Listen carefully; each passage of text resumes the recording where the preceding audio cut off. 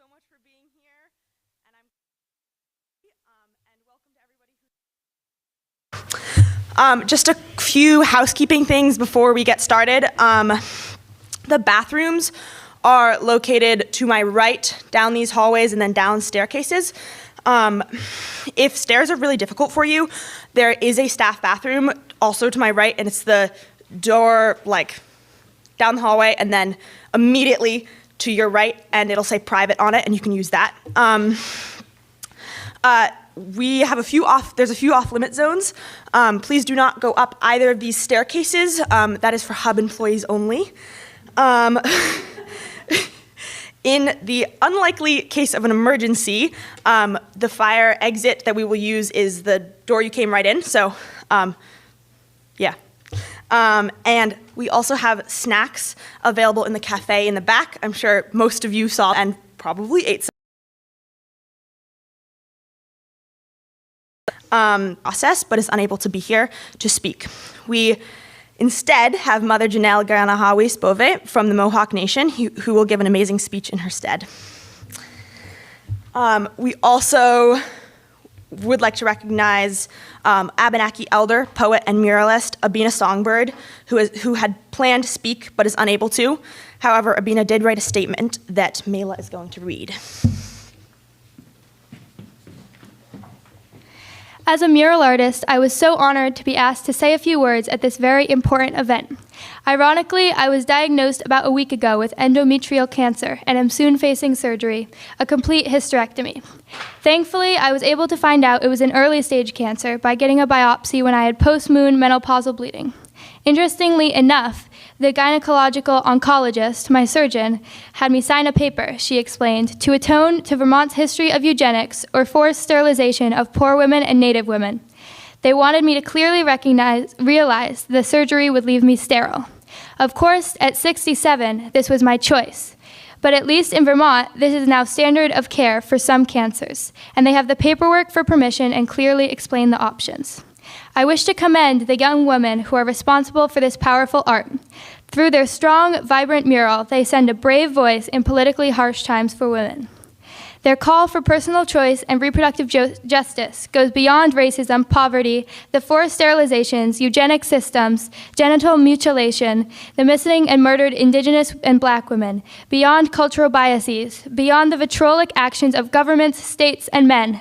Their art reflects the strength and power of all women who have a voice for the very call of Mother Earth, to not be controlled by others, but embrace and allow choice and sovereignty. I am proud of these 5 high school girls with Kayla Becker and their organization, HERVermont partnered with HERGhana, for educating themselves and with their gifts of art and voice, educating the wider community, their peers, and outside world. May this peace travel far and wide, helping us push for reproductive justice and choice for all women when it comes to their own bodies. Thank you.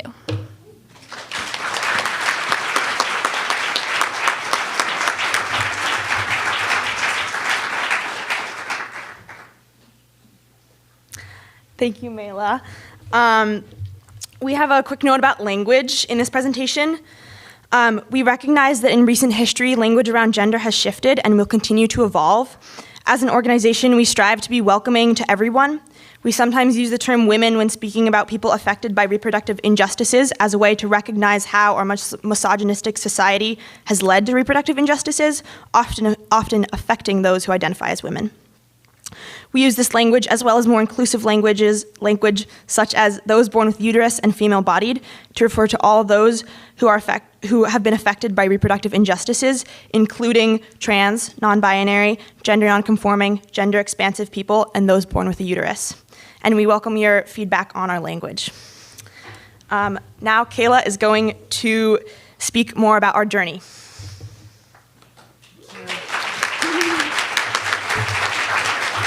Thank you. Well, welcome everyone, and thank you so much for coming to our historic Reproductive Justice Memorial Mural opening. Thank you. It's great that you're here. We thank our distinguished speakers for coming from far and wide, and the weather for being on our side. And we thank you for being here to share your wisdom and your experiences and your advice. We need that now. We thank the Hub. Kiana and Sierra are doing an amazing job renovating this former library into a magnificent performance center and future cafe. Thank you to the parents and families of our team. You have been so supportive and patient. Thank you. We are here to learn about a hidden history, memorialize the women affected, and move forward with anticipation for a better future. We first honor the memories of our ancestors, especially the women from our past, our mothers, our grandmothers, our great-grandmothers, and the tens of thousands of women who've been forgotten. As we remember the women of our past, we celebrate our potential to work toward what is fair and honorable for all people of all genders. I'd like to backtrack to where this project began. While I was doing some research on the origins of sex education in the United States, I came across Scott W. Stern's book, The Trials of Nina McCall, Sex, Surveillance, and the Decades-Long Government Plan to Imprison Promiscuous Women. Scott's book is the only extensive and complete recollection of what happened to women under the American Plan of 1918. Learning of this hidden and horrific history inspired the wish to honor these women. And the teenagers before you have done just that. I've had the great privilege of being a mentor to these 5 students for a year and a half now. First as a health teacher within the independent learning program called the Pilot Program at U32 High School. Our health class became a reproductive justice class the following semester, and then evolved into the latest class, the Reproductive Justice Mural Opening Ceremony. As a group, we've had the honor of visiting Akwesasne Mohawk Nation and learning about mother law and rematriation and land justice futures. We are so grateful to be partnered with Health Education Rights Ghana, HERVermont, with a focus on sustainable menstrual products for girls and women throughout the country. I remember the day when I introduced HERVermont to the students, Health Education Rights. They took note, and it just fit. And HERVermont was born. Working as a collective through consensus, we became a dream team. We've been working together to construct and manifest everything you see before you today. The leadership these students have shown over these many months is spectacular. Their commitment to reproductive justice and rights is inspiring. I'm continually amazed by all they have to offer the world.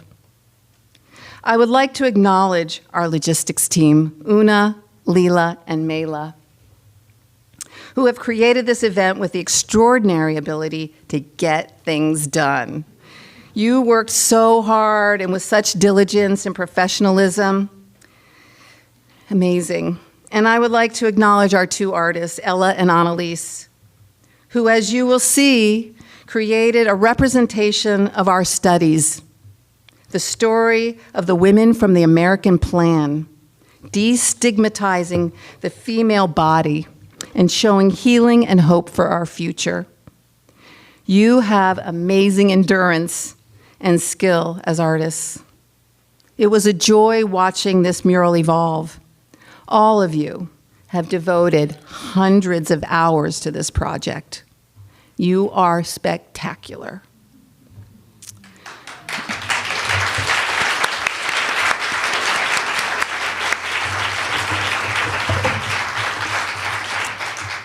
Our youth is our promise, our lifeline, our future. In these times, we need each other. We need to learn from one another and share our experiences, our knowledge, and our dreams. I encourage all of you to reach out, offer your time, and feed the teens your wisdom, food, and joy. Without further ado, we have the great privilege of hearing directly from Scott Stern on video. Scott is an American scholar and currently an associate attorney at Earth Justice. The Trials of Nina McCall, based on Scott's book, is being adapted into a film. Scott W. Stern, the author of the Trials. I'm Scott W. Stern, the author of the Trials of Nina McCall: Sex, Surveillance, and the Decades-Long Government Plan to. Okay, back. Not yet, Scott. Almost. I just want to say that the Trials of Nina McCall, based on Scott's book, is being adapted into a film by Academy Award producer Kathy Schulman. We believe Scott is on live stream, and we want to thank you for your important, courageous work and how it has brought to life that which deserves the truth. Thank you.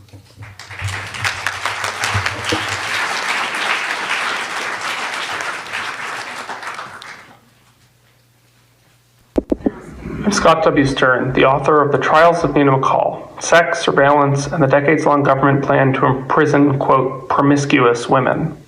And it is an honor to add a few words to the remarkable art and activism of HERVermont.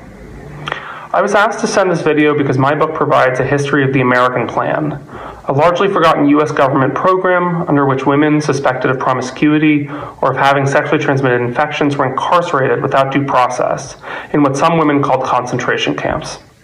The American Plan lasted from the 1910s into the 1950s, and in some places into the 1960s and 1970s.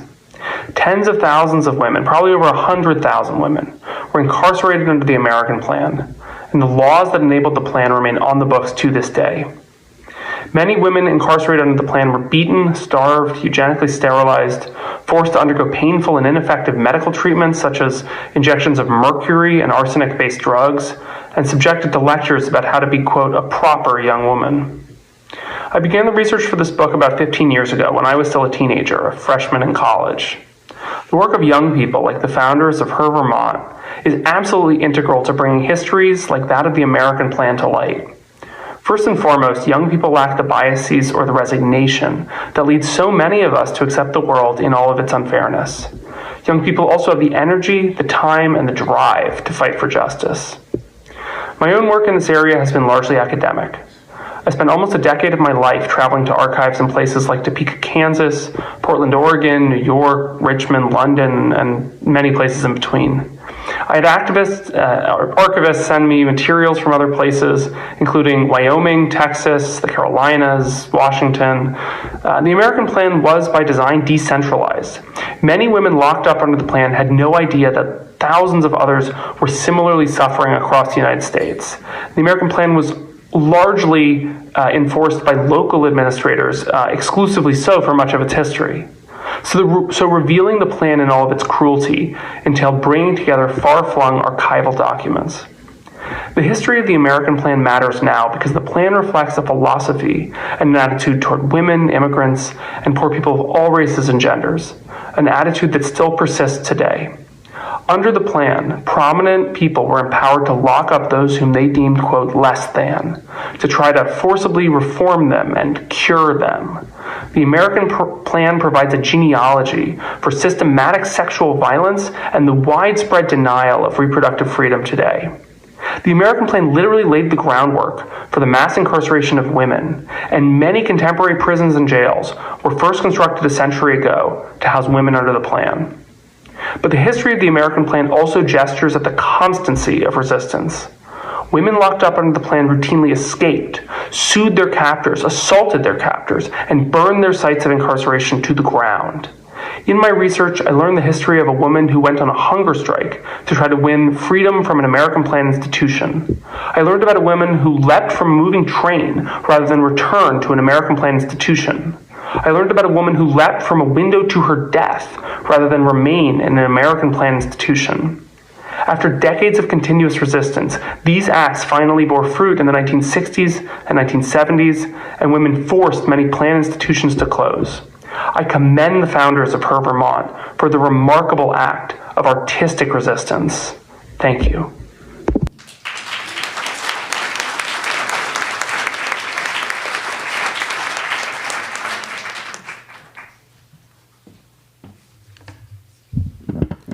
Okay, I'm going to read a little bit from the introduction of Scott's book. This is what it looks like. You can see it up there, too. And we'll have it in the back during intermission for anybody to look at if you would like to. This is part of the introduction, and this part centers around Nina McCall herself and her mother, Minnie, and the Dr. Carney. Dr. Carney announced, "I find this girl slightly diseased." Nina had been infected with gonorrhea, Carney claimed, for about 2 years since she was 16 years old. Again, Nina and her mother objected. Nina stated that it just could not be possibly true. Minnie started with more restraint. "You don't need to tell me that she has a bad disorder?" she asked. Carney replied, "I didn't say so. I said she was slightly diseased." Minnie told the health officer that she did her daughter's washings and had found no evidence of a sexually transmitted infection. Carney repeated his line about Nina being slightly diseased. Nina insisted she had never been with a man. Carney said he wasn't accusing her of having been with a man, just of being slightly diseased. If Minnie's recollection is to be believed, he added with stunning inaccuracy, there were other ways to get it.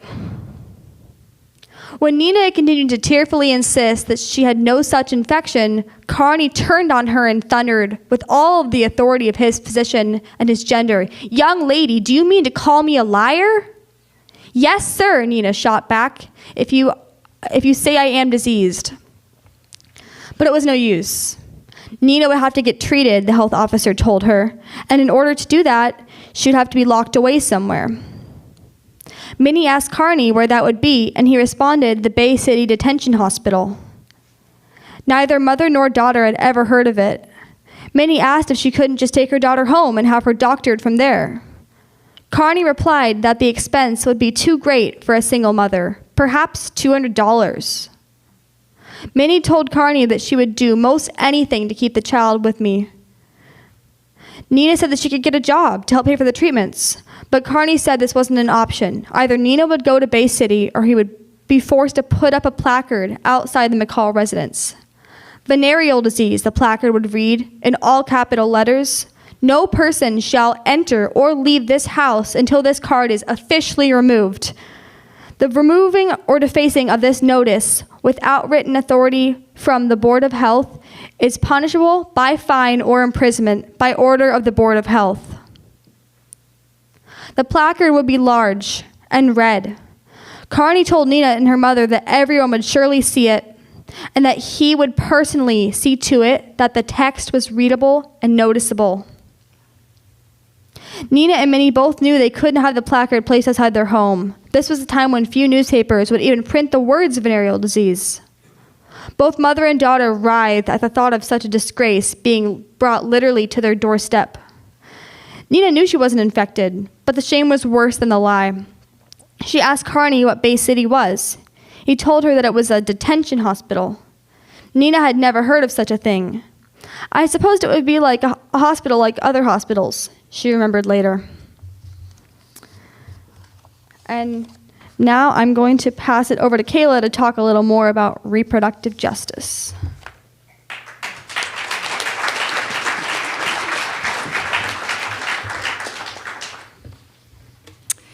Imagine what it might have been like for Nina and all the others. And how would they feel if they could have known that 100 years later, we are here today, giving tribute to their lives. I want to define the term reproductive justice for you.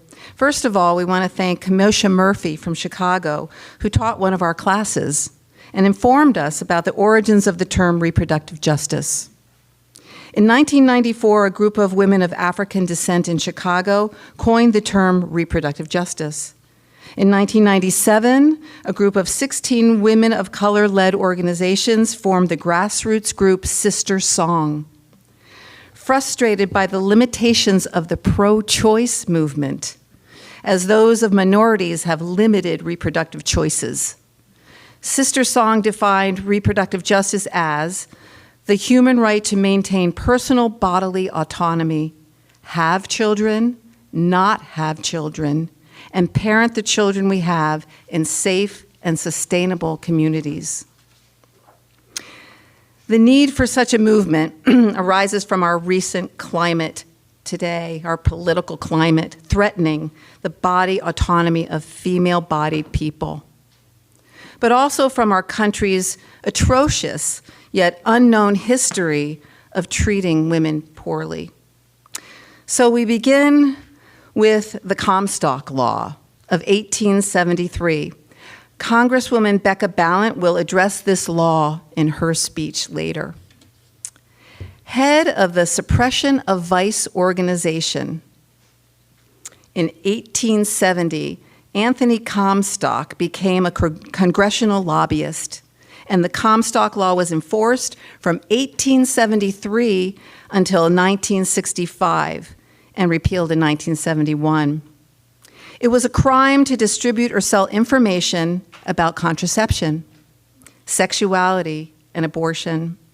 It was a crime to send information or materials through the federal mail system or import them from abroad, punishable by imprisonment and steep fines. According to the author Amy Sonn, Comstock dealt a near-century-long blow to women's health. He saw himself as the guardian of women.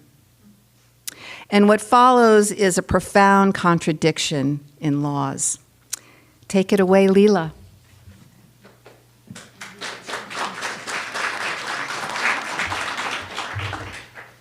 All right, so I'm going to speak to what Scott just spoke to and give a little more background about the American Plan, which was from 1918 to 1960. So during World War I, a lot of soldiers came back from abroad with sexually transmitted infections, STIs. At the time, this was often called venereal disease, or VD, so you'll hear us using that. And the U.S. government saw the need for sexual education, so they created the Chamberlain-Conn Act of 1918 that mandated sexual education, which is interesting because it conflicted with the Comstock Law, which said the opposite, but they were the thing at the same time. But an aspect of the Chamberlain-Conn Act gave the police the power to arrest anyone they thought might have an STI and allowed them to place the victim in an incarceration hospital to be treated. This was 99% women. Two other things going on at the time that helped the American Plan do its thing was people trying to regulate prostitution and segregate prostitutes from other people and abolish prostitution as a thing, and also the eugenics ideology, which pushed the concept of, quote, racial perfection and mass sterilized people of color, immigrants, impoverished people, and people with disabilities. Now I'm going to pass it to Mela.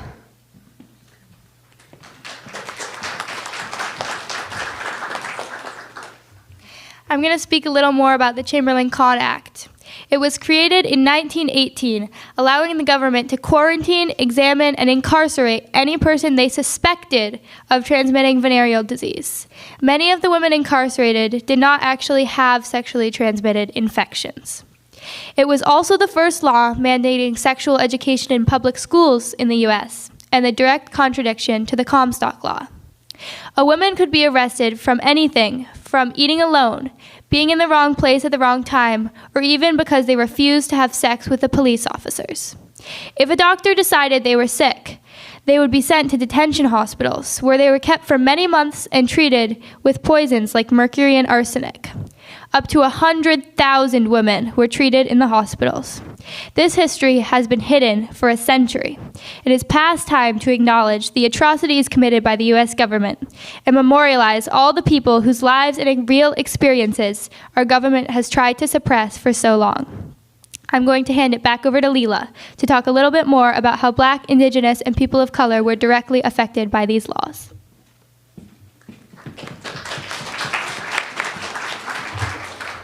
Okay, a little bit more from me. Women of color, especially Black women, were largely targeted by police as candidates for the incarceration hospitals, which was also amplified by the eugenics ideology. And part of eugenics and also part of the American Plan, IQ tests are performed to decide if someone was worthy of having children. Black, Indigenous, and immigrant women who refused had sterilization and hospital treatment forms signed without their consent, or were threatened with loss of welfare benefits and child custody if they didn't sign. As well, the Bureau of Indian Affairs used the reservation system to track the reproductive lives of Indigenous women even more closely. And now I'm going to pass it to Ani, talk about the mural.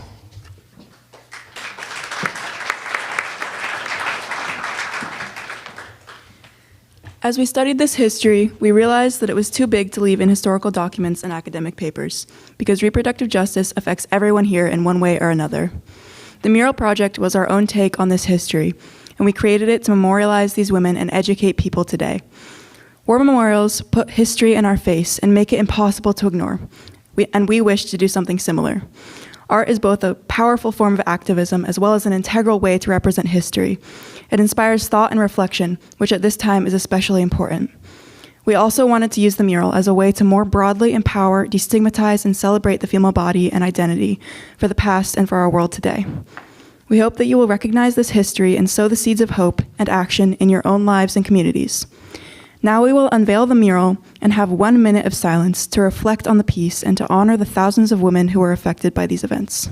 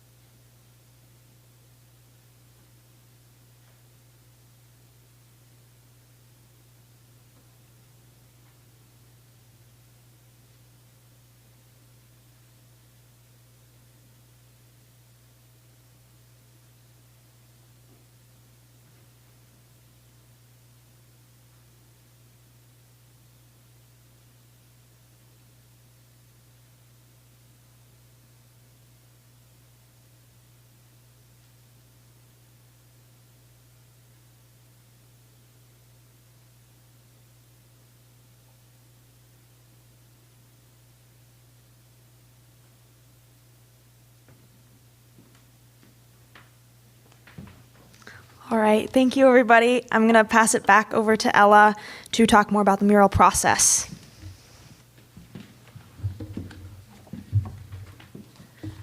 First, we'd like to share our ideas of the elements because we put a lot of thought into some of the elements you're seeing here, so we'd like to share some of the ideas behind them. The waves represent struggle and oppression, but also reflection and water's connection to the moon. The chains represent oppression and restriction, but become flowers to show the hard work of women to liberate on the process of liberating themselves. The flowers and herbs also represent the feminine and the female body, as well as ideas of hope, growth, and healing. The posture of the figure is strong, yet burdened by a history of oppression and abuse. She is holding up the uterus and everything that comes with being a person born with a uterus or identifying as a woman. The triple moons represent the maiden, mother, and crone, as well as the moon's connection to the menstrual cycle and women. The uterus is a highly stigmatized part of the body, but despite this, it is something powerful that should be honored.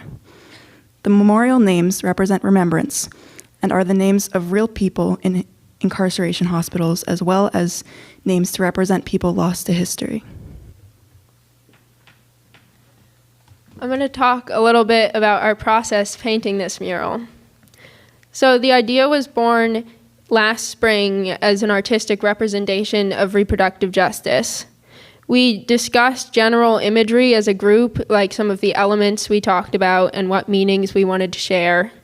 And then we began sketching and sharing the sketches with the community and getting feedback and redesigning. It began as a little idea, maybe a painting on the wall of our high school, and then somehow it grew into a 9 by 12 foot mural with an organization to go with it.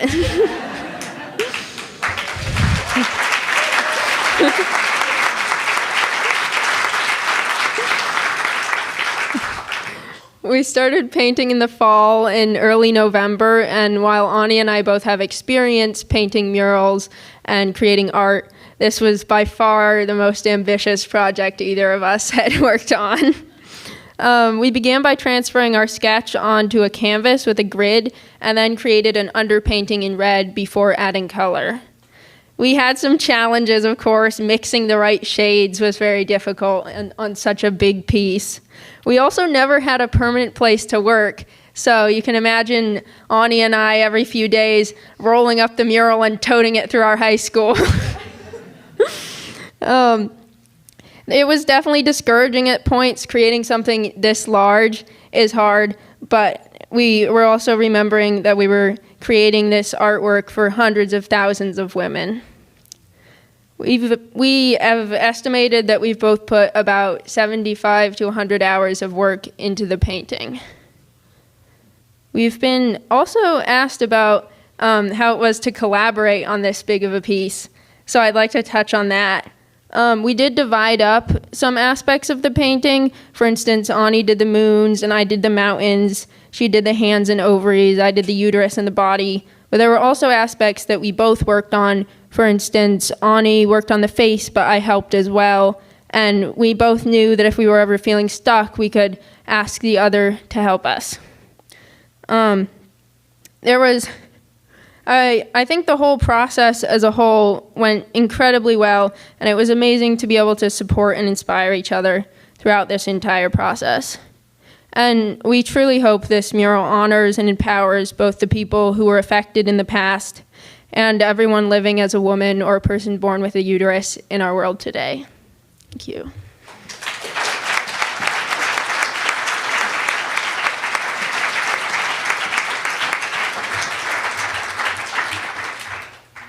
Thank you. Now we are going to hear from author and Vermont's first and only female governor, Madeline Kunin. So welcome.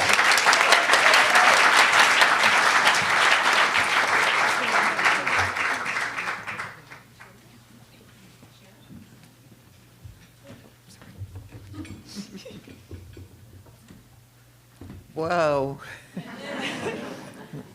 That mural is fantastic. And to see all the painters right here and the 5 women who created the environment for the production of a mural, I think it's a most original and terrific founding of an organization. I can't think of anybody else who painted a mural and then decided to found reproductive justice. I mean, congratulations once more.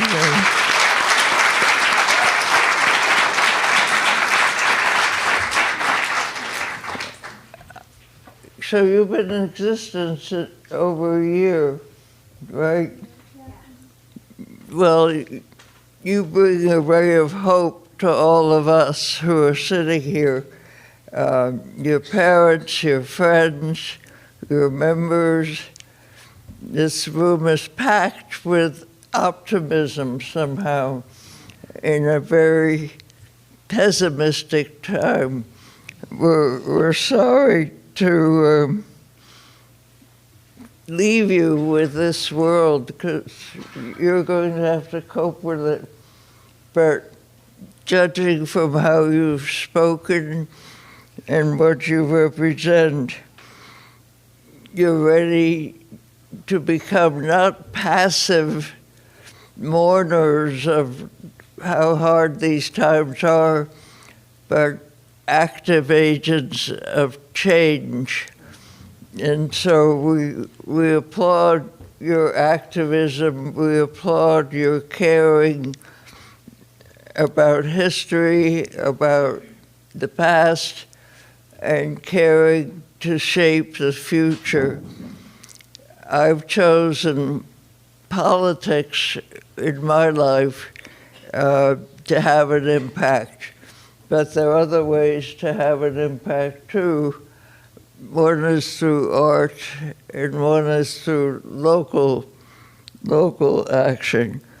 But I think you learned something from your mentor, that if you want to make change, if you're upset about something, if you're upset about the way the world is going, you have to organize. You can't just do it by yourself. And you're organizing through her. And in numbers, you have power.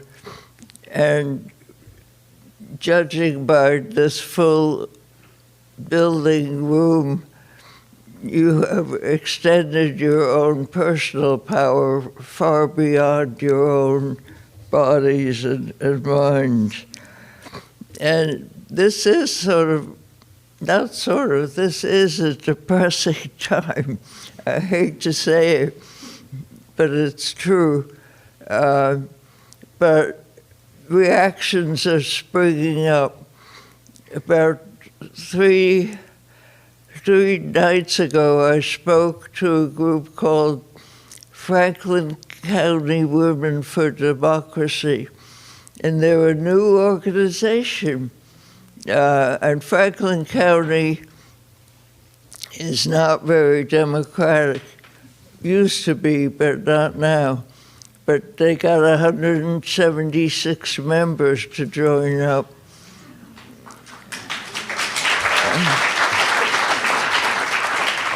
So things are percolating.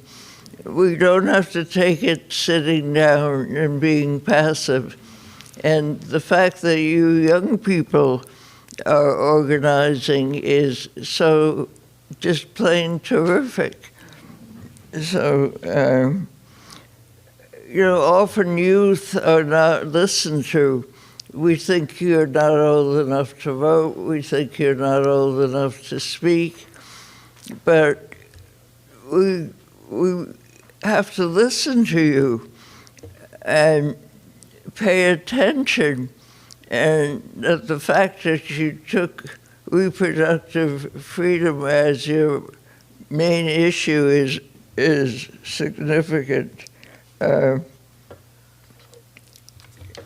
And this organization is important. I have to confess, I'd never heard of it till I was asked to speak. Here I am. But I'm excited to be here and to hear the 5 young women and mentors speak, and to see this terrific audience coming out to see the mural and hear everybody speak. I mean, you can live your life in different ways. You can be silent. You can get angry about something, but stay home, stay in your room, fold your hands together, and just be passive. Or you can get out there in the world and decide to do something. And I have sort of 3 stages. One, you have to be angry about something.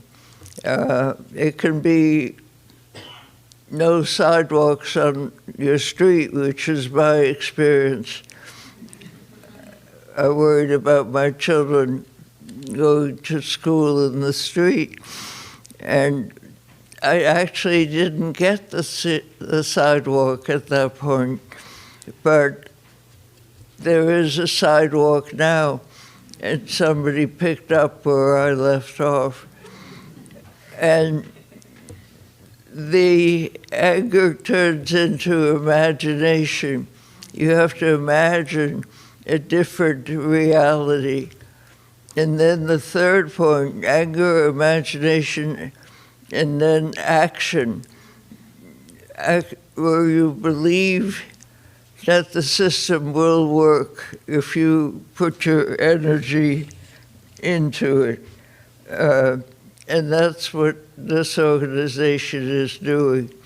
And it's a beautiful, and this audience shows that you have the support of your families, of your community, and your school, which is also a huge advantage, that you're not just going off in left field doing what you damn please or think is appropriate.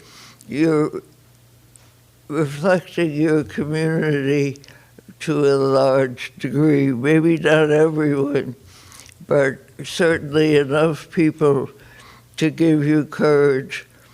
And I will mention an organization which I founded 25 years ago called HERVermont. It recruits and trains Democratic women to run for office. That may not be your choice, or it may be your choice at some point in your life, but it teaches you things like public speaking, which the 5 of you have already mastered, and organizing, and basic leadership skills, which would be useful. So at some point you can look it up online, Emerge, E-M-E-R-G-E, and about 80% of the women who went to Emerge got elected to the legislature. So there's some practical results from participating in Emerge. But I think you grabbed on to an important quality, and that is it is better to live your life engaged in your community or the world than to watch it go by and sit at home with your laptop or iPhone or whatever gadget captivates you. Be engaged in the world. It's much more interesting and it's much more fun. I mean, I have a new experience in being here. I could have stayed home.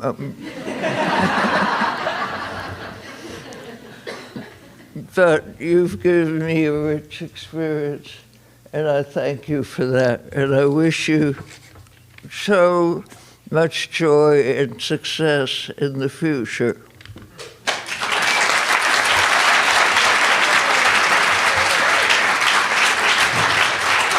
Would you like to do questions?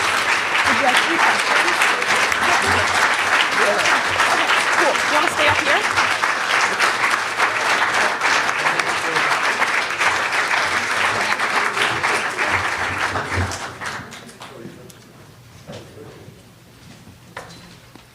We're going to do some quick questions for Governor Coonan. So I can't see too well, but I will bring the mic to you if you have a question, and she will answer it, yeah, or try her best, yeah.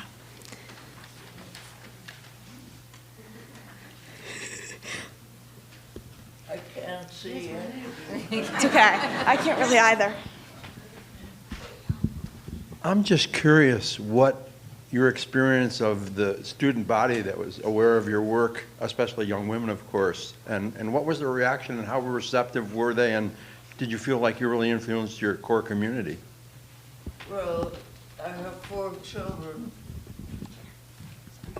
I have 4 children, so my awareness was pretty direct.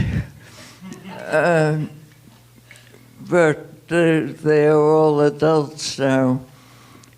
I think the student body, my big disappointment was they were not well informed about government and politics. They got a little excited when they had mock elections.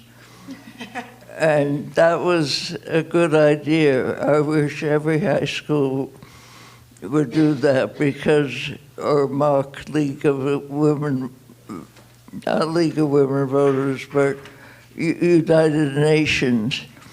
I think there has been some movement to reduce the voting age to 16. I'm thinking about that. It might wake people up, but I think in the times we're living in, it's hard to ignore what's happening in the United States or the world. So, but young people have to be encouraged to keep up with the news, even though it's ugly. We have to know what's happening to us. You know, in Nazi Germany, people went blindly to follow Hitler, and Hitler was elected by the German people and turned into, of course, a horrible tyrant. One of the reasons, you know, a reporter once asked me, did your being Jewish influence your running for office? And he made me think about this. And I lost family in the Holocaust. And I think deep down, I don't think about this every day, but I think I'm privileged to live in a time where I can speak out, at least so far. Hopefully that will continue. But the people who died in the Holocaust couldn't. They were just led to slaughter. So I feel I should use my freedom whenever I have the courage to do so, to speak out.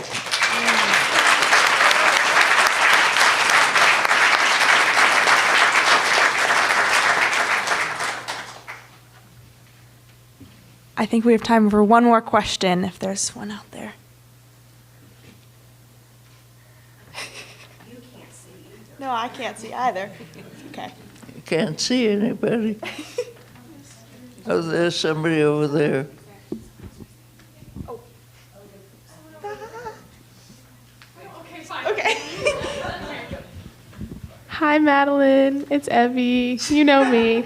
I wanted to ask, who is one of your biggest inspirations? Well, that's a good question, and it's a hard one to answer. I think, I didn't come from a political family.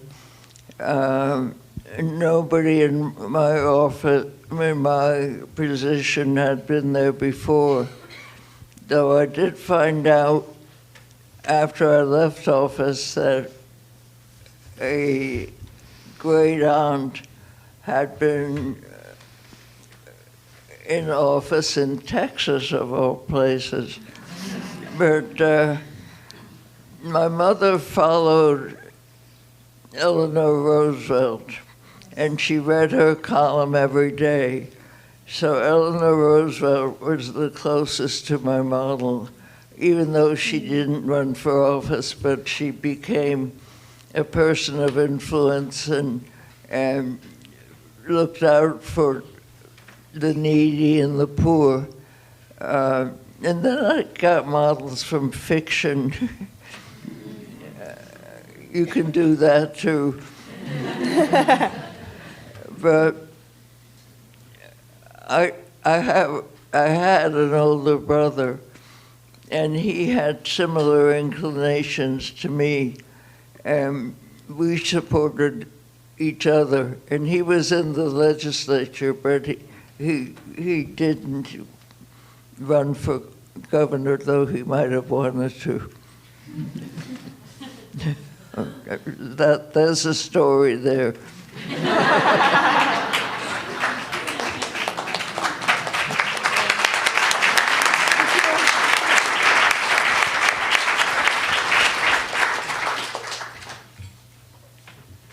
Thank you very much. Thank you.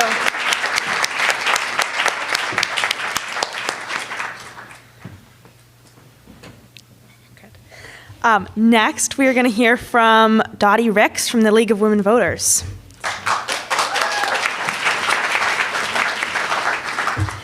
Thank you so much, Madeline. We just love you so much. Greetings, everyone, and thank you for having us here. I'm joined today by the president of the Vermont League of Women Voters, Sue Racanelli. Thank you, Sue, for joining us. My name is Dottie Ricks, and I'm a 35-year member of the League of Women Voters, with at least 25 of those years here in the Green Mountain, the great state of Vermont. I currently am the voting rights coordinator for the Vermont League and was the League's point person in the coalition for passing the Reproductive Liberty Act. For over 100 years, the League of... That was a good... Yeah. Vermont leading the way again. For over 100 years, the League of Women Voters has been a nonpartisan, grassroots organization working to protect and expand voting rights and to ensure everyone is represented in our democracy. And my talk is about voting rights, because without voting rights, there is no reproductive justice. Without voting rights, there is no freedom. And think on this, the more people that can vote, the stronger the democracy. The League of Women Voters believes that public policy in a pluralistic society must affirm the constitutional right of privacy of the individual to make reproductive choices. Furthermore, every U.S. resident should have access to affordable, doctor-directed, and quality health care, including birth control and access to choice. The League is proud to partner with abortion rights leaders throughout the U.S. to promote everyone's right to bodily autonomy. The restoration of reproductive rights is a central tenet in our national agenda. Deborah Turner of the National League of Women Voters writes the following, which I will share some of with you today. Democracy is a promise. It is the promise we made to ourselves hundreds of years ago as we embarked on this great American experiment. We have not achieved this perfectly, and at times haven't even done it well.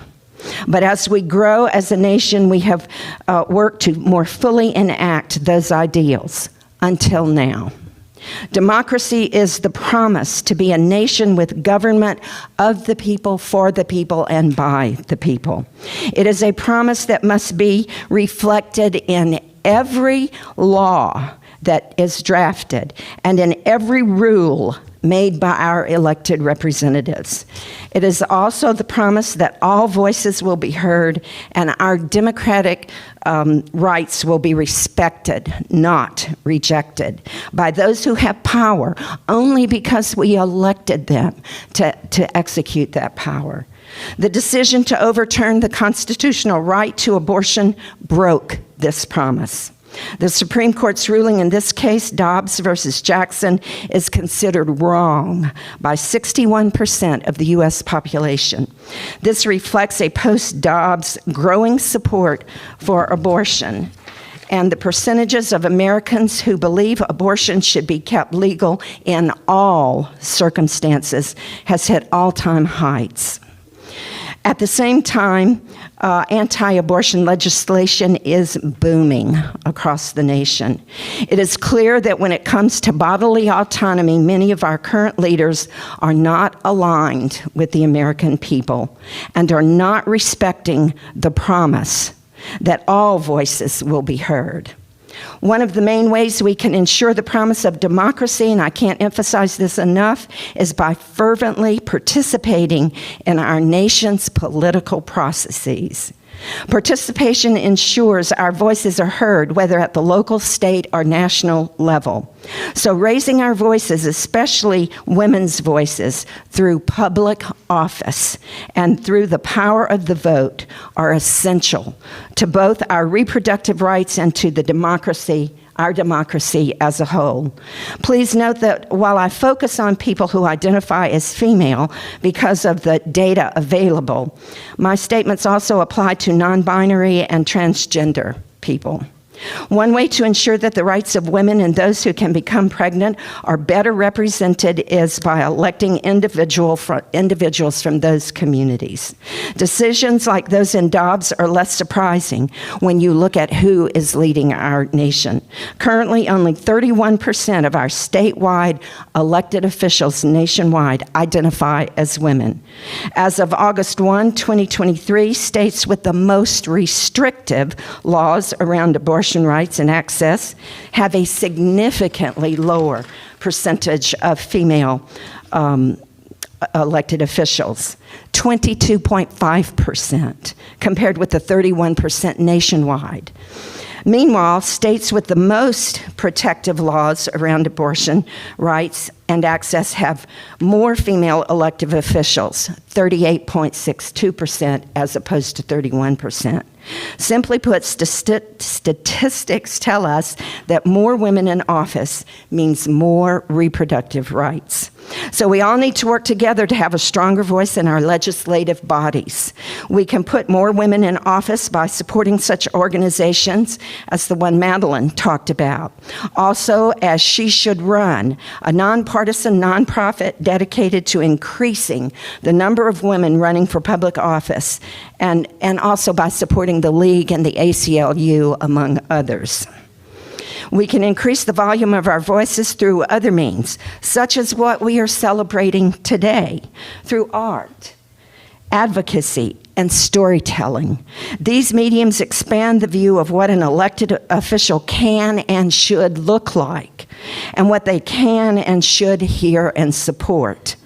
Providing a stronger voice may even mean that we run for office ourselves, and it is an exhilarating process. I had the privilege of running for office in Barrytown, a very strong, in Barrytown, and Bernie endorsed me, and it was one of the most exhilarating, educating things that have ever happened to me, and I strongly encourage people to not be afraid to go and do that. Not only do we need to increase our participation in publicly elected offices, but we also need to register and get out the vote. Getting women to the polls is crucial in the fight for reproductive rights. Women support abortion rights at a significantly higher rate than men, with 2/3 of women saying that abortion should be legal in most or all cases. Women are also more likely to disapprove of the Dobbs decision. So we must run for office. And thank you, Madeline, for being, such an example for us. We need to elect more female-identified individuals to office, and we must vote. However, we must face the fact that many women, and indeed all of us, still face major voter suppression. This suppression is seen particularly among Black and brown women, women with disabilities, women with limited financial resources, and members of the LGBTQIA+ community. As women, we can change our country with our votes, but for us to do so, we also need to be able to vote and to have access to voting. Currently, voting rights and access are being limited by many efforts, too many to list here. But a few tactics include reduced early voting, reduced voting hours, voter intimidation, and by creating districts that dilute minority votes. Indeed, a presidential executive order just issued illegally further restricts voting. The misleading title of the order is Preserving and Protecting the Integrity of American Elections. But this order does not do that at all and is designed to limit voter participation. These efforts are spearheaded by the Department of Homeland Security together with the unelected person currently running our government, Elon Musk and his Doge. The League of Women Voters USA has responded to this anti-voter executive order as a dangerous attempt to silence American voters. It also violates state constitutional authority to run their own elections. So let's see, how can I summarize this? I will say the League is fully prepared to enter in the fight with these young people here. We hope you will join us in ensuring voting rights. We have to commit ourselves to voting, to running for office. You have already shown your colors with the unveiling of this mural. You have given us a vision of the promise of what democracy looks like. This road may be challenging, frightening, overwhelming, but suck it up. Go out into the world and save our democracy. I have faith you can do this. Your vote is your voice. The League has a table set up if any of you would like to register to vote. Thank you.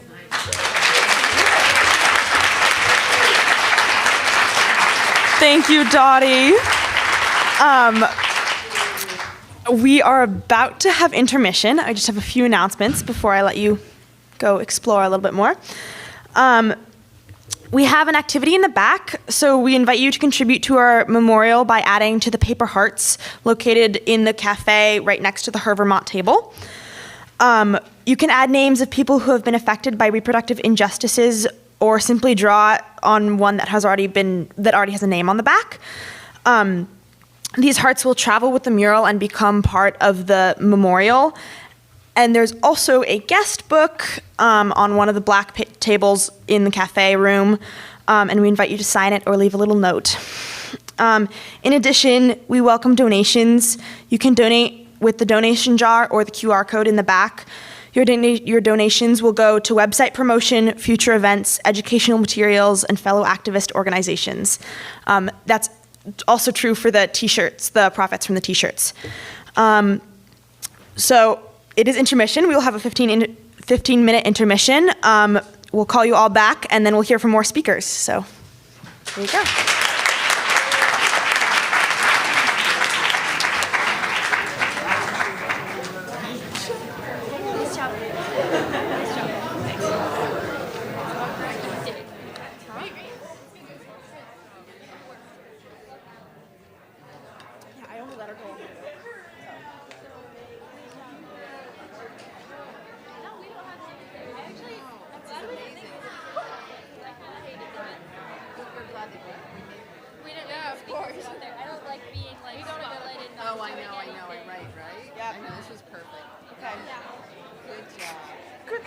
Oh my god.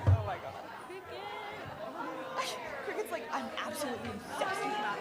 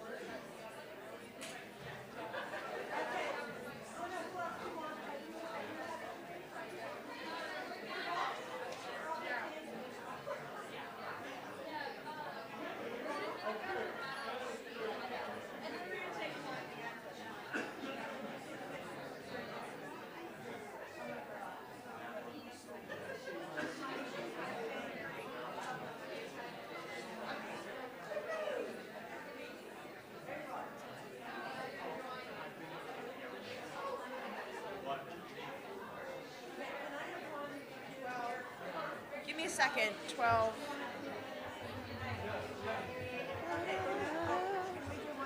Or we can stand here. Where should I? Is this good?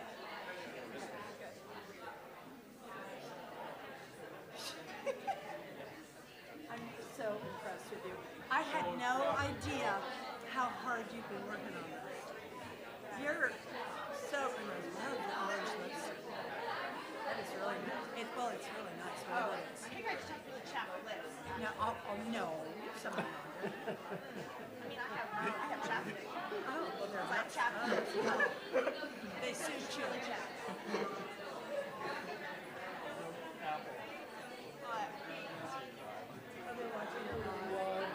Oh, look at that. That's great. That's great. That's great. What's 15 minutes from 3:12? You've got this down. I know you were nervous, but you didn't present nervously. You did really well. Yes. I don't know. Apple says, until Sarah, the sound is on. Everything is audible.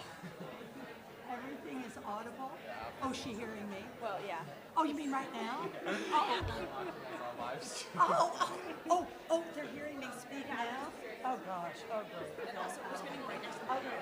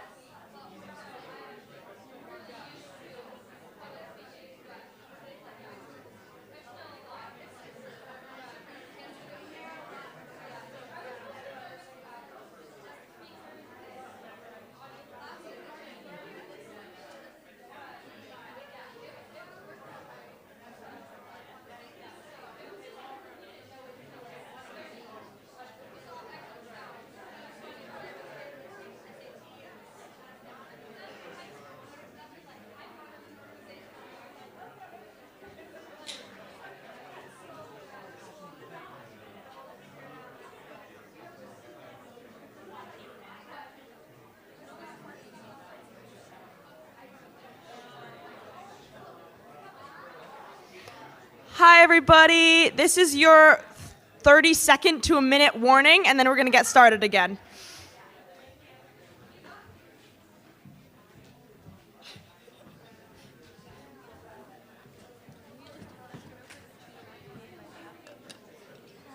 Right, yes.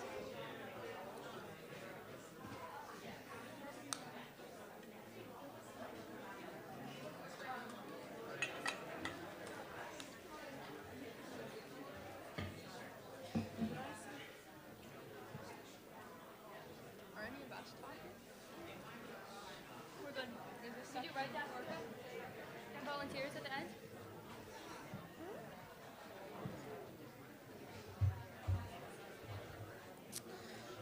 Thank you, Orca. Thank you, Orca, for the live stream.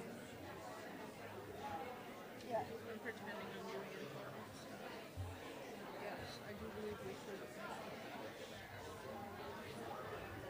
Okay. How are you doing? I feel a lot better now. Yeah. That we've spoken. I ate my macaroni. I was shaking the whole time. Same. And then it was scary. Wait, yeah, that's us. Ah. Wait. Okay, a second. Wait. No. But I think we should do it after. Do what? But. Oh, I'm in it. You're also speaking into the microphone right now. Am I? Was I? I'm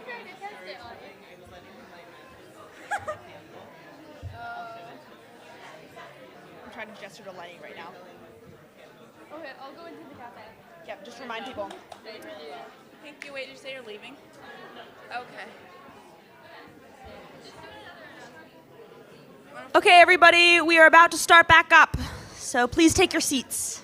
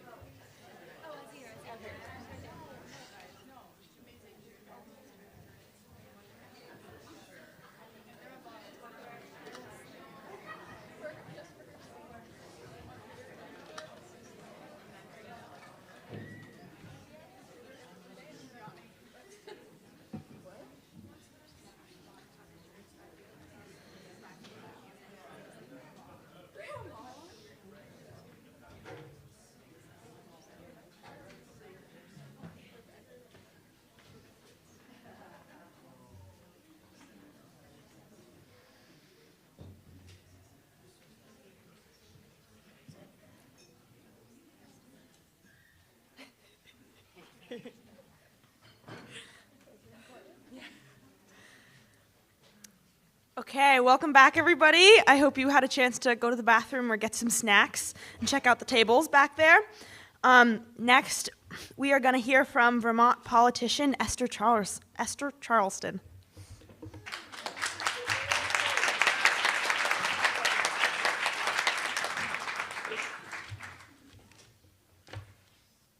Hi, all. It is good to see you. It is wonderful to be here, honored to be here. Thank you for your work. This is incredible. Yes. Like the legendary phoenix, the immortal bird, we rise from ashes, reborn, renewed, and stronger than before. It is an honor to stand before you today as we unveil this powerful mural. Hand clap again. A testament to these students' resilience, their strength, and unwavering commitment to reproductive justice. I am so proud to be here as a guest, standing alongside all who fight every day to protect our fundamental rights. As mentioned before, reproductive justice is not just a phrase, it is a movement. It is the recognition that every person has the human right to maintain personal bodily autonomy, to have children, to not have children. Let's celebrate that too. And to raise the children we have in safe and sustainable communities.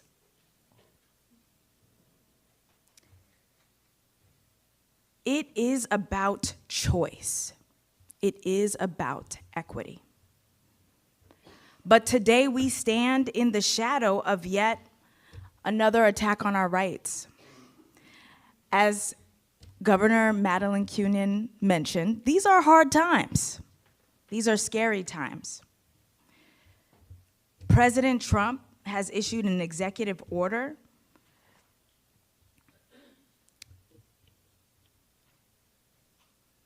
that takes away the protections President Biden put in place after the Supreme Court's unjust decision to strip away the constitutional rights to abortion. This move is not just a policy change, it is an assault on our freedom, our autonomy, and our ability to control our own futures. And we can't stand for that. And this mural is a representation of those that came before us, and of course the future students who created this. As a mother of two, I know firsthand the joy and the responsibility of raising children in a world that too often feels uncertain.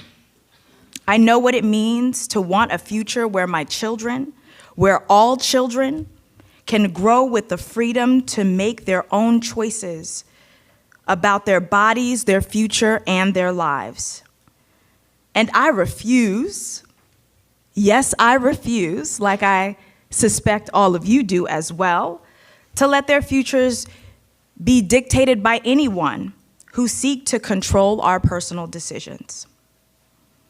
And again, like the phoenix, we emerge from the flames of oppression, from the suffocating weight of these restrictive policies. But I must say, I am grateful for Vermont as we are a leader, as we are a refuge at this time for others, but we want to stay that way. Again, just as the phoenix is reborn in fire, so too is this movement. Unyielding and unstoppable. And this mural is a sign of that. It's a declaration. It speaks to the history of those who, again, as I said, fought before us, to the struggles we continue to face, and to the hope we carry forward. It reminds us that our work is not yet done.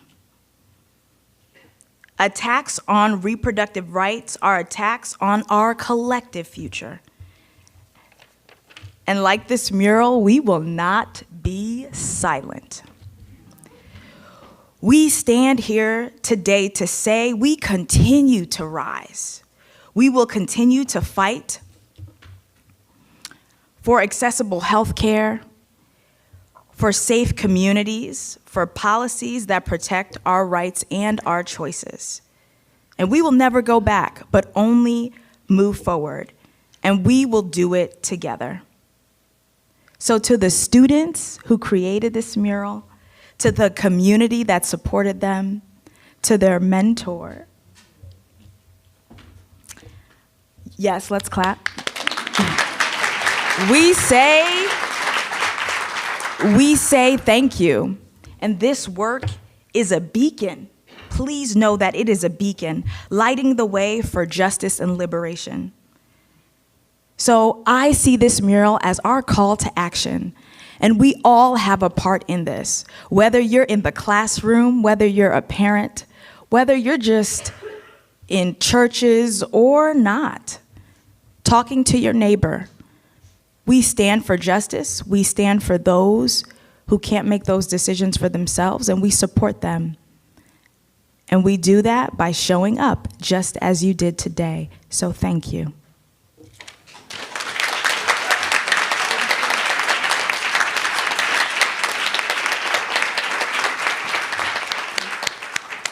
Thank you so much, Esther. That was amazing.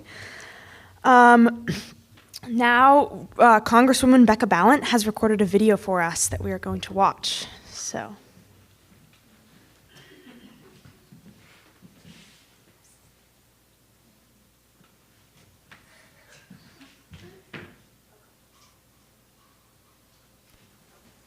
Hello, I'm so sorry I can't be with you for the HERVermont Reproductive Justice Mural opening event.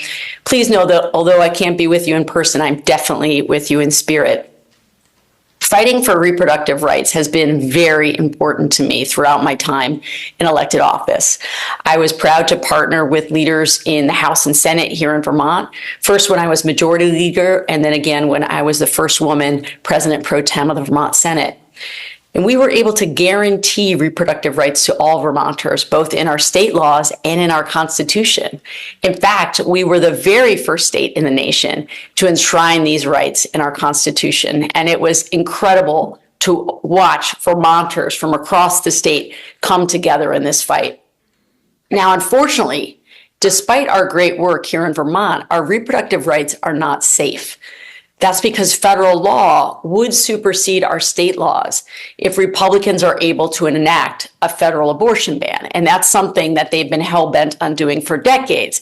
They've been clear about that. They are still clear about that. Congressional Republicans and their allies in state houses across the country are out of step with the American people.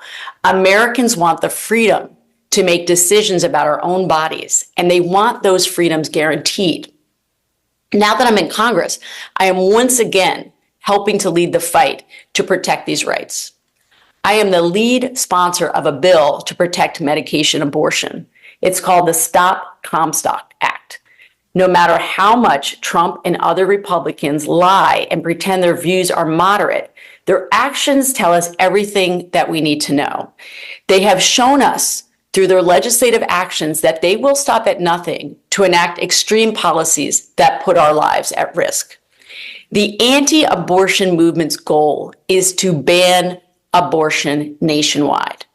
They've been working on this for decades, and overturning Roe v. Wade was the next step in that plan. They don't care how many people get hurt in the process. So now they're trying to end access to FDA-approved mifepristone, which has been proven safe and effective for decades. And 2/3 of all abortions are medication abortions, and they want to force these pills off the market.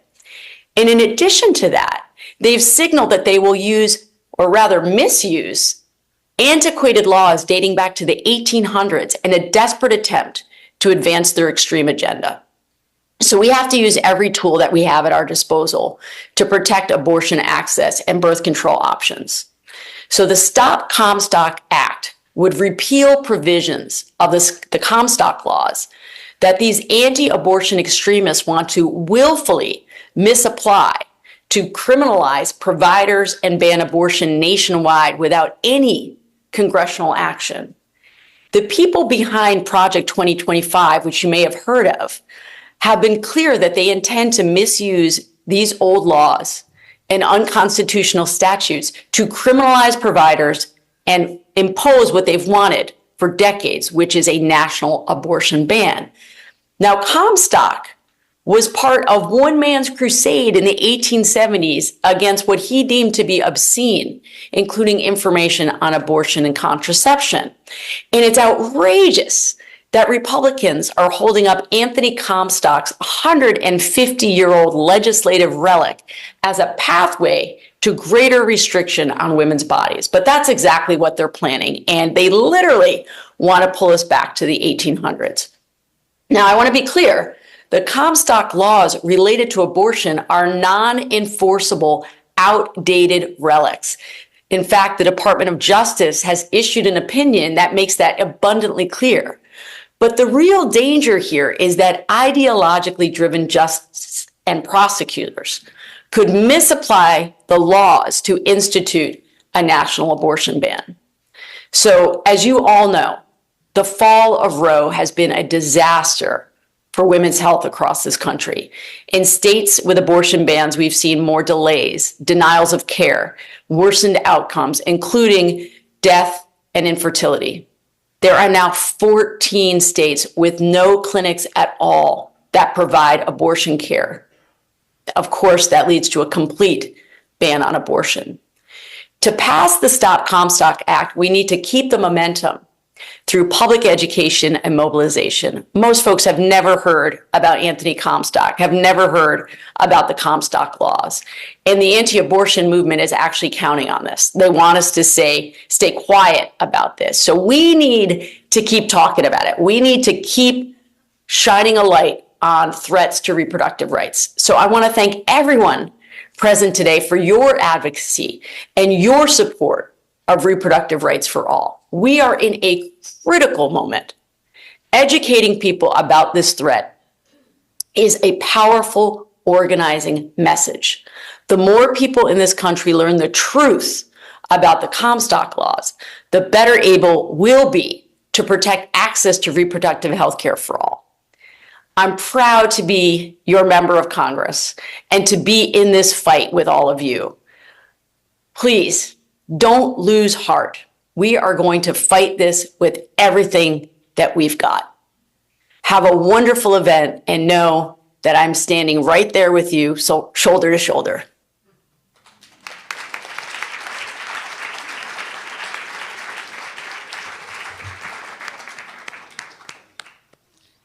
Thank you, Becca, for recording that video. I have no idea if you're watching or if you're going to see this, but thank you. Now we have Mother Janelle Gayanahawis Bove from the Mohawk Nation of Akwesasne.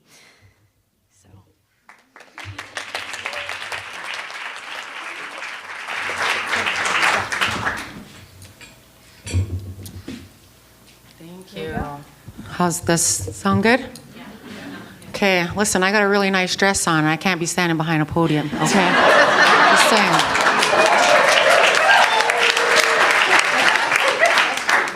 So yeah, I just like to do a nice little quick circle here and introduce myself.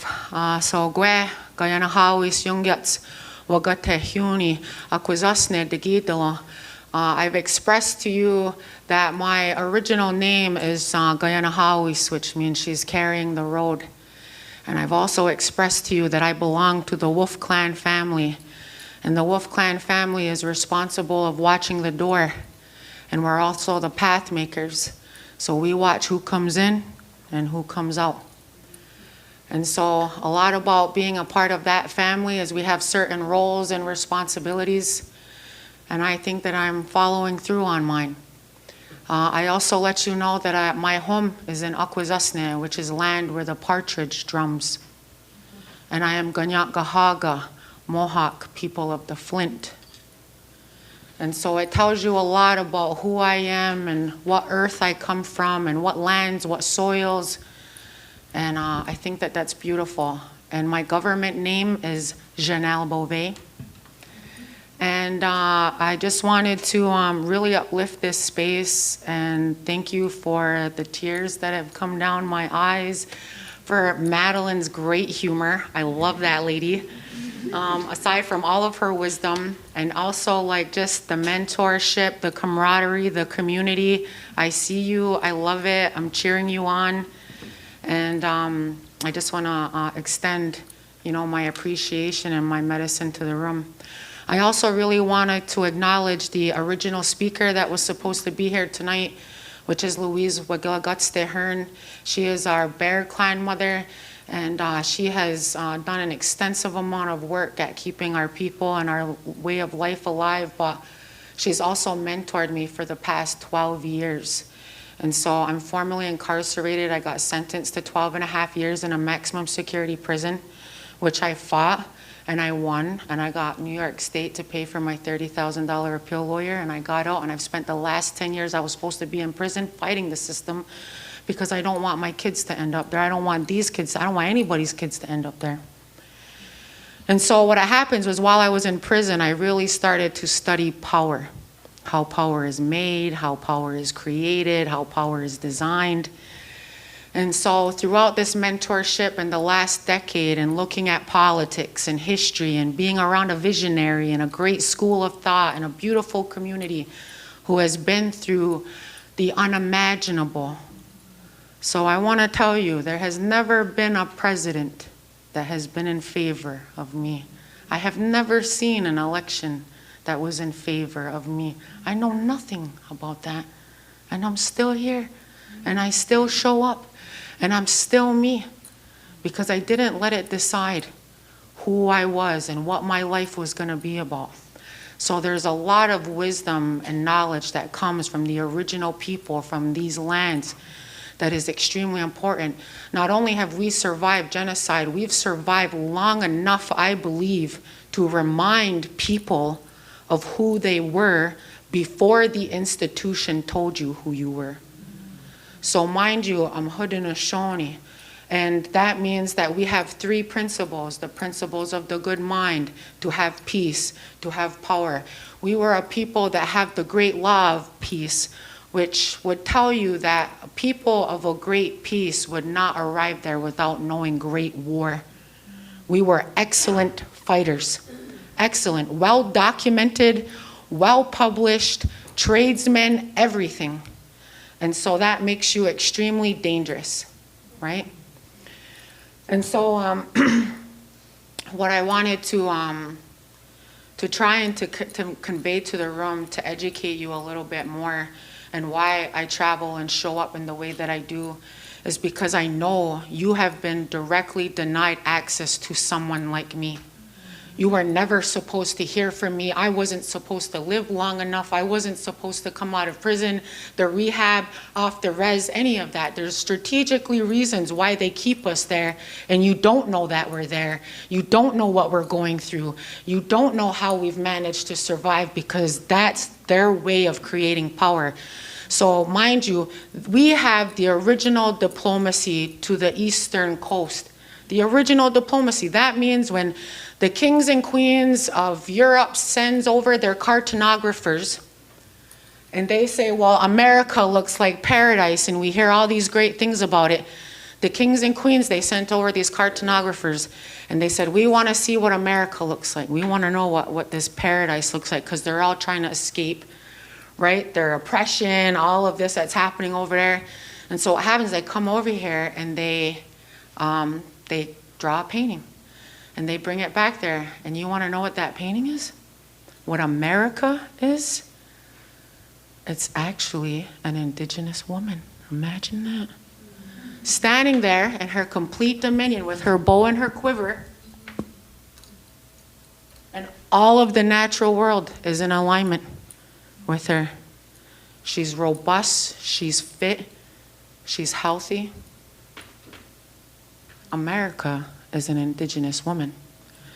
America was also fraudulently took our form of democracy, which was a narrative around consensus, but actually in the form and the ways in which I've learned to see it, is that we learned how to create power through the agreement. You create power by agreeing on one thing. If we can all agree on one thing, we've made power. I don't think there's one person in this room, there better not be actually, that would not agree on these 5 girls right here, would we not? If we all agreed on them right now, like we are, we've instantly given them and made power. You also can create power through division. You can create that kind of power by keeping people divided, by keeping them debated, by keeping them. So oftentimes when people say the United States of America, I say the ununited States of America, because I don't see unity here at all. I don't think I've ever seen it, to be honest with you. So I always say challenge the narrative, because a lot of things like residential schools were concentration camps, but they're coined as a school. So we don't look at it like this place that's mutilating and harming people. And so same with the legal system. The legal lingo is extremely manipulative, which is why a lot of these laws, and they can pick and choose what laws they want to adhere to and what they don't. But the thing with democracy is we didn't have rights as Ungwehue people. We didn't have rights. We had responsibilities. There's a difference in the way that they've mutilated the original diplomacy. And you know what's really neat is our diplomacy comes from the woods. We learned how to organize ourselves by watching the natural world around us. Imagine that. And so I seen a debate one time in 4th grade where we had one of our chiefs got up there and he asked these 4th graders, he says, I want to ask you, who's stronger, a man or a woman? And so those kids debated. Well, the men are stronger. We can build, we can fight, we can do that. The women are stronger. They give birth, they make the babies. And they went back and forth. And then finally, after a few minutes, he said, what does it matter? He said, do you ever see the sun and the moon arguing about who has more power? He says they coincide and they coexist for the greater good of the people. Natural law, the laws of the universe, they're still governing us. Do you know them? Do you know your natural laws? Do you give thanks? So I love that there's land acknowledgements, I do. But there's so much more than that. So our protocols, a way of being, the oldest way of being on this land is to acknowledge the people. You acknowledge the lands, the waters, the medicines, the plants, the four-leggeds, the birds, and you work your way right up through creation, the winds and the seasons and the sun and the moon and the stars, and you go on, you leave nothing out. Nothing and nobody is left out. That's a great way of being a human being. It's a blueprint to the original person. And I really believe that that's, before anything comes back, we really need to bring back the spirit of the human being. And I just want to say that as somebody who has experienced all kinds of genocidal acts throughout history, I'm going to tell you that when someone is trying to get rid of you and will go to no extent to get rid of you, it really tells you how valuable you are, how dangerous you are to a system that doesn't want you to be there to tell the people anything. And so as a form of resistance and love and representation and great history, beautiful mothers, a lineage, and in our ways our political stature comes from our mother. So in that, in the first United Nations, which is what we are as the Haudenosaunee, we are the, if you can imagine, 5 head mothers with mass families linking arms, agreeing to not fight each other.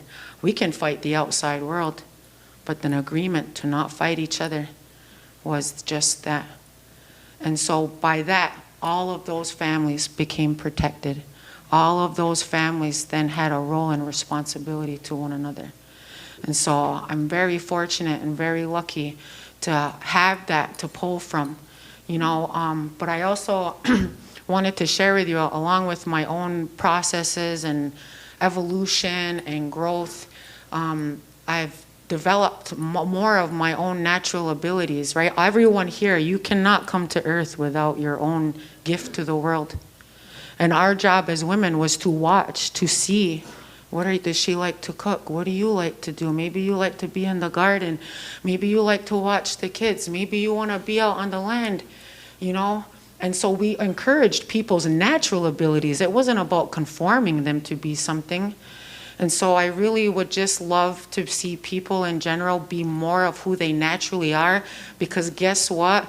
The 2 most powerful frequencies in the world are love and authenticity. So that means that if you show up with love and authenticity, you are extremely dangerous and powerful. And I want that for everyone, because I have it. I'm being myself. I'm still full of love. I'm still a student to life like Madeline, always learning from the young people. And that's what we were told. If we want to know what needs to happen, we ask them. I'm not asking anybody else in it. When people say, who do you work for? I say, them. I don't know who else I would want to work for. When someone says, what is your title? I say, mother. It is the greatest title I will ever carry. It'll speak to what I've done, what I haven't done. And so why, alongside of rights, why are we not bringing back the prestige and honor of aunt, sister, daughter? Those family ties are what literally breaks down an institutional, mechanical, robotic system. Is when we put the human back into it, it naturally doesn't work because it's not the way it's designed to work. So the more natural somebody becomes, the more they will resist something that's unnatural, right? And that's where I think a lot of the learning comes from and stuff, and the artwork. So your creativity, your ability to vision, like, I think I know this woman, you know? But, and I think we all know her. You know, I think we all know her. And so like you know, I show up all the time trying to bring visibility, justice, homage to the people that I know didn't have the ability to be here and speak either. Because there was a point when this continent had 125 million indigenous people on it, okay? The ununited States is 250 years old. That's it. Canada, 150 years old. In 250 years, you go from 120 million indigenous people. We now have about a population of 5 to 6 million. Where is that documented? Where did 100 and something million indigenous people go? Because there was a lot of mass graves in Canada that were starting to make headlines. And there was about 117 of these concentration camps labeled as schools. They researched only maybe 14 of them and found and unearthed over 10,000 mass graves of indigenous children. They don't want you to know that. They don't want, they're all this truth and reconciliation. We still, so mind you, in Akwesasne, we are very much on an invisible border. And that border goes right through our community. So every day we go against the United States, Canada, they're both interrogating us, they're both criminalizing us, they're both bullying us.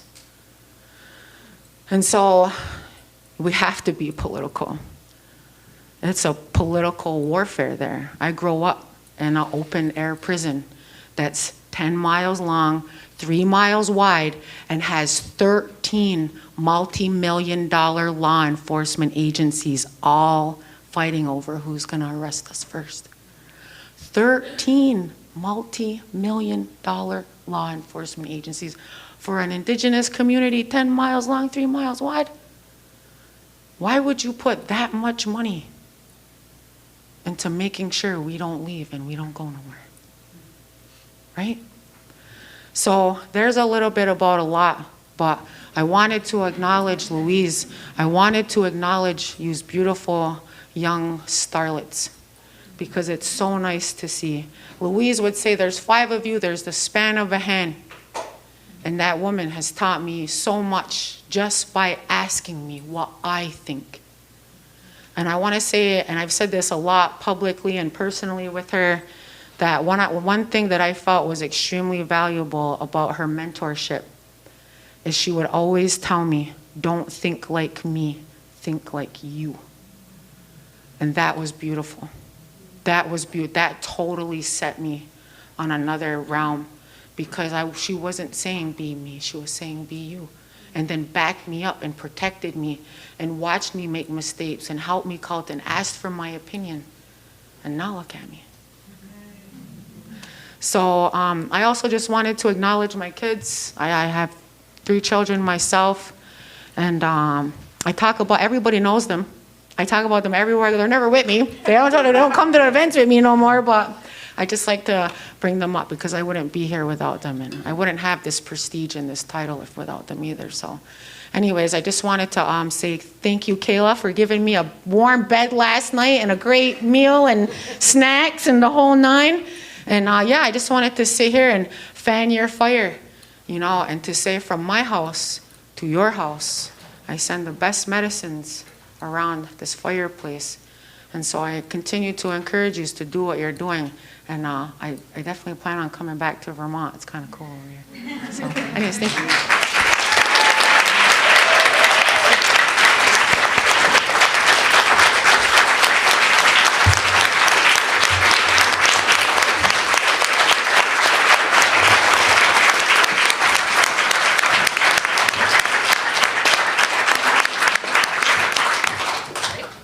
Yeah.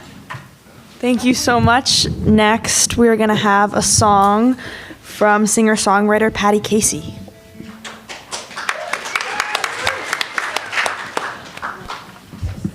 Thank you. Wow, it is bright. Oh my, I'm not sure how you've been doing this. So I'm not going to speechify other than to say that all of this is an incredibly hard act to follow. And now I'm wishing I had sort of gone earlier. But what an amazing project. And these amazing young women I met sort of in the last week or so, and then last night when I was here, and Kayla, their mentor, I'm just blown away. And I think back to when I was much younger, it took me a lot longer to get the wisdom that these young people have than they already have. So, and I also wanted to acknowledge Madeline said something really amazing, which was it starts with anger, and it goes to imagination, and then it goes to action. And I'm going to sing just one song, and it did start with anger in 2017, and I was just so angry at seeing what was happening politically back then, and, you know, never thinking that it would continue. So my anger started there, at least some of it,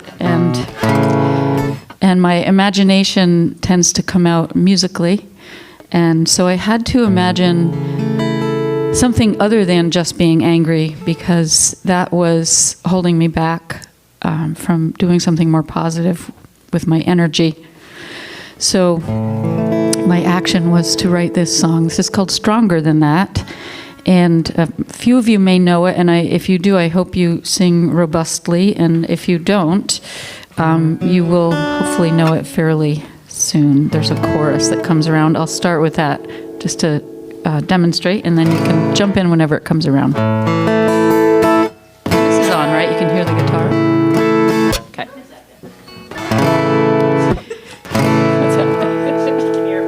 Yeah, right. I can hear it fine. That's all that matters. It's all about me. I also really wish I wore a dress like that. I mean, you stood up and I went, yeah. Anyway. We are stronger than that. We are kinder than that. We are moving forward. We are not going back. We are stronger than that. We are kinder than that.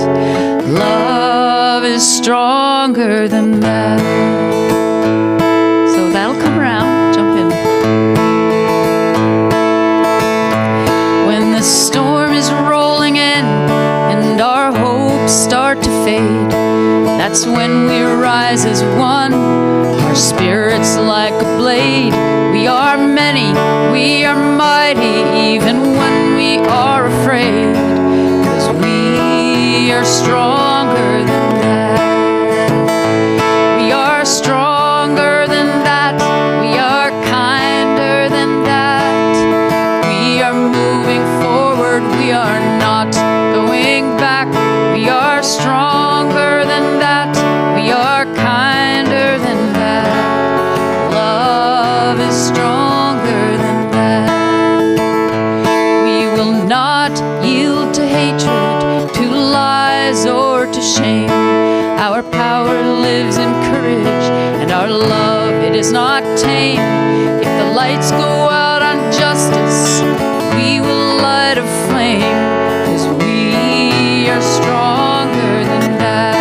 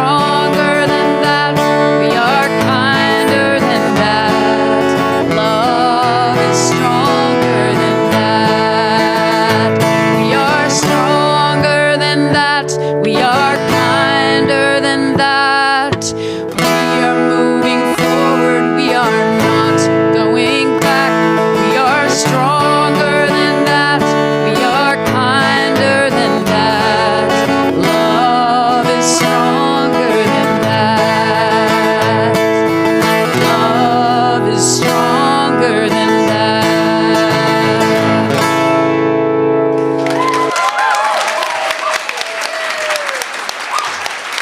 Thank you.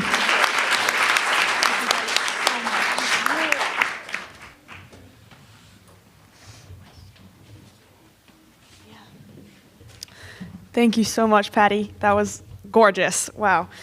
I'm going to have that stuck in my head for the rest of my life. We have time for a quick Q&A, so I'm going to struggle again to see everybody, but I'll bring around the microphone if you want to ask us questions for either us or the speakers. Yeah. So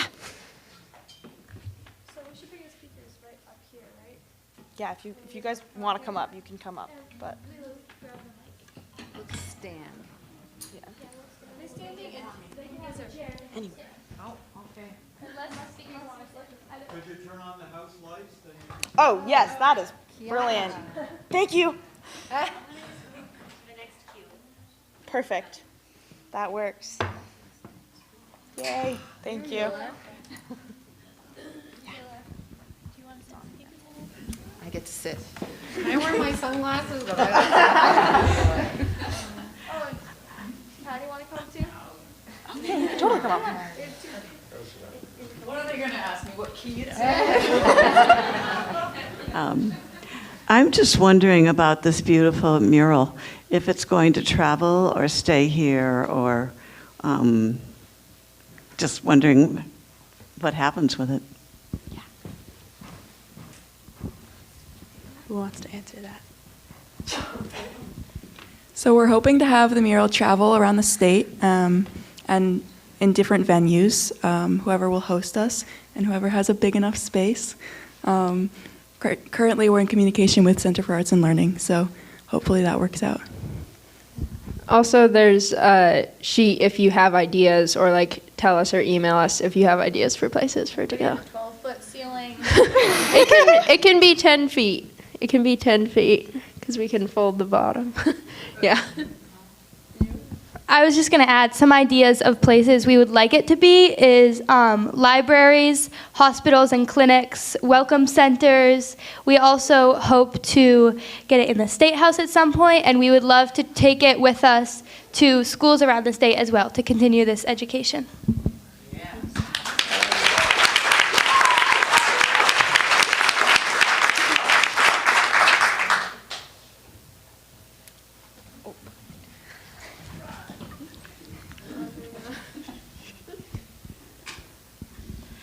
I've got a question for the older women and the elders here amongst us.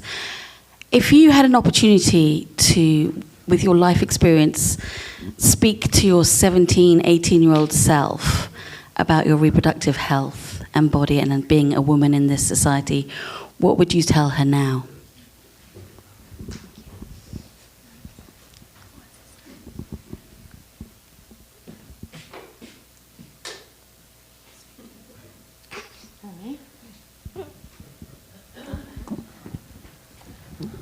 What would I tell my younger self?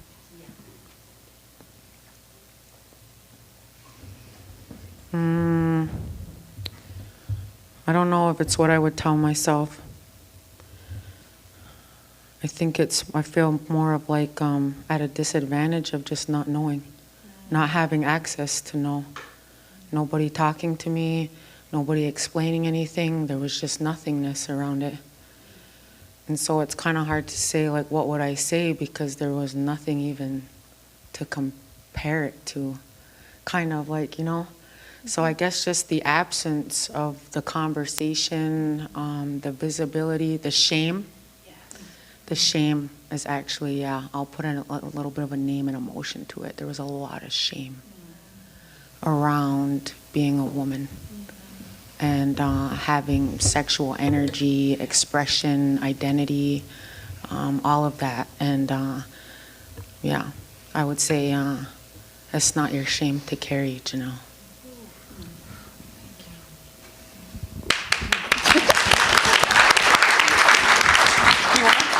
Thank you for the question. I want to second that because I also had a lot of shame. a lot of nothingness. We didn't talk about it. You weren't empowered. I grew up conservative Christian, so moving to Vermont was my declaration of, no, I'm not. No, I'm not taking that. And so I love it here, where I can express, but yeah, I had no idea, and so much shame, especially around sexual energy. Like, no, you're not supposed to. And so I would tell her that I would empower her. I would tell her, girl, you all right. You all right. You want to have sex? That's okay. Be safe. You know what I mean? Like, it is be safe. Know what you're getting into. And the way I'm channeling that energy is the way I'm raising my children. My daughter, to know that it is okay. Be safe. And my son, you better ask somebody before you do anything. You too, Brielle. I love you.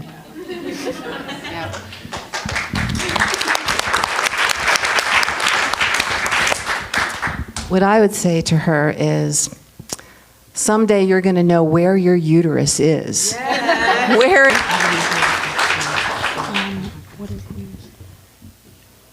I would say my hair. I was like, man, I'm trying to say something deep, but there's nothing deep coming. I love my hair, and that was such a journey of my identity to like not conform, because I used to put a relaxer, which is chemicals that are dangerous, and just trying to conform to be like white people. Straight hair, I'll be more accepted, more professional, I should say. That's the term, more professional. But then I embraced, no, I'm going to love my hair. And in doing that, I am teaching my daughter to love her hair, and us getting our hair done together, and just empowering to be ourselves and authentic.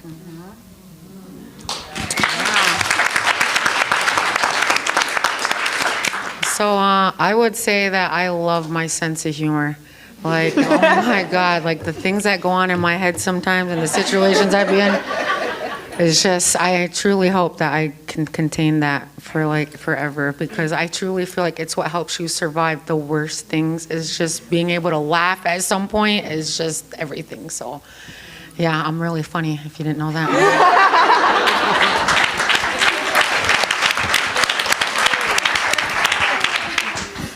I think I would say that I love getting older.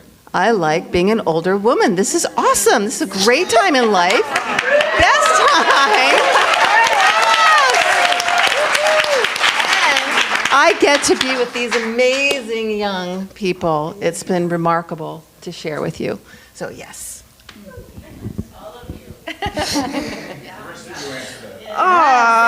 Okay. Okay, well, now I didn't think about it, so I'm going to pass it off to someone else. My determination to speak up.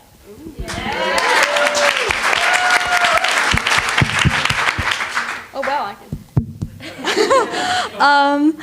I'd say I like to write and think of stories, and I think that just passion for storytelling and like a way to comfort myself, but also a way to like share myself and share my ideas with other people, and it's a great like conversation thing, like not like talking, but like actual people conversing from their inside to their, like, I don't know. I think that, yeah, storytelling.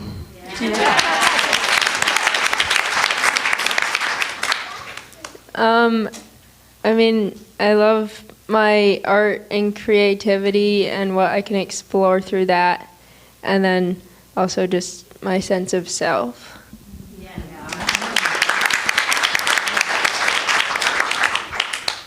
Similar to Ella, probably art is a big part of my life, and also my sense of justice. Okay, thank you for filling that time for me, giving me time to think. I would say my imagination and my ability to dream. Yeah.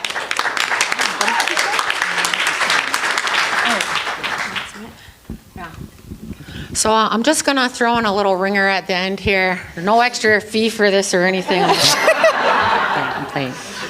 But I just wanted to share a song with you to kind of close up the energy of the day. And so I'm going to sing to you Gayeli Niongwedige.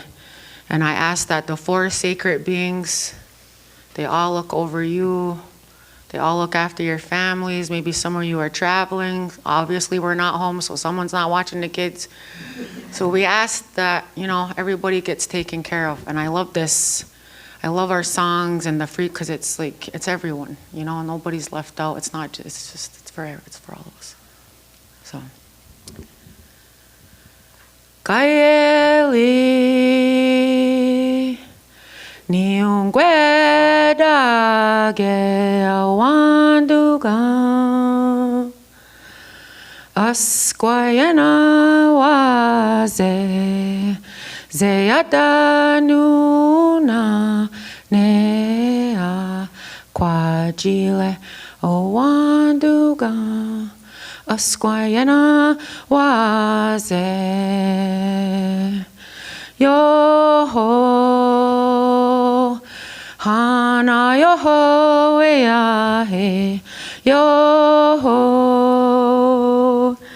Hana yoho eahe Yoha yoho Yoha yoho Hana yoho eahe Yoho Hana yoho eahe Kaeli Niungwedage Owanduga Asquayana waze Zeyadanuna nea Kwajile Owanduga Asquayana waze. Hey! No.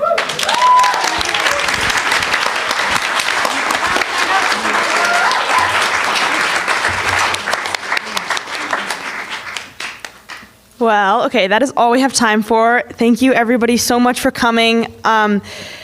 We would like to thank, once again, our donors and everyone who has supported us in this process. We could not have done it without you, and especially Orca Media for live streaming this and allowing so many more people to watch it.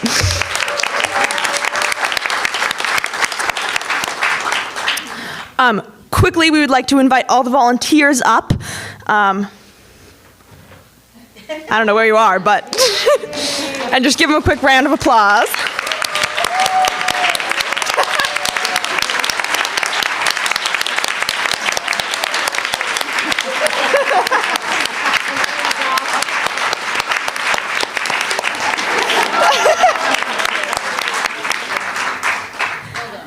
Thank you. You guys were a huge help today, and we could not have done nearly as much as we did without you.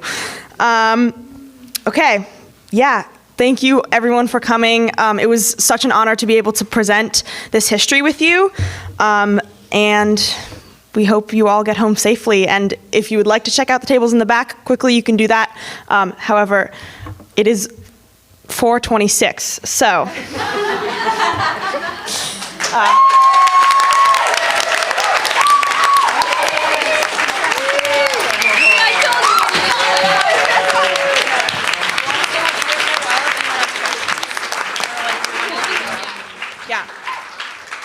We will also be here for a while if anyone has questions, but we also need to clean up, so, take it with a grain of salt.